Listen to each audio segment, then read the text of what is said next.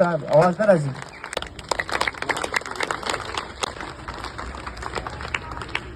عصمت علي اخون یم، ودودیه پرایمري سکول کې یم او دې کې نن یو دستوره وشوله او دستوره خوندوره په دې باندې وه چې ریلیټډ زموږ د معاشرې څه کسان یې پکې راغوښتي وو او ماشومانو ته یې هغه وښول چې یاره دا هم زموږ سره په معاشره کې ژوند کوي.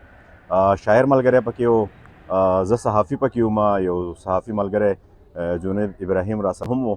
نو موږ صحافیانو او شاعرانو ماشومانو ته خپلې خبرې اترې هم وکړلې او زیار چې دی هغه ټول ډاکټر عثمان الله سیار صاحب هغوی په دې سکول کې هیډ ماسټر دي.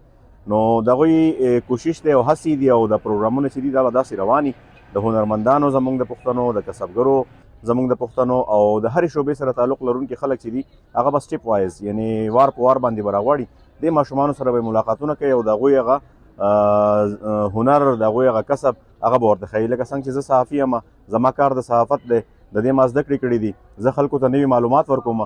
دغه شان دی چې د چا څه هنر دی، د چا څه فن دی، نو هغه به دې ماشومانو ته ښایي. دا ماشومان چې دي نو دا به د خپل تهذیب نه خبر شي، خپل اتل به وپېژني، خپل پښتو به وپېژني، ژبه به وپېژني چې یاره د ژبې څومره اهمیت دی.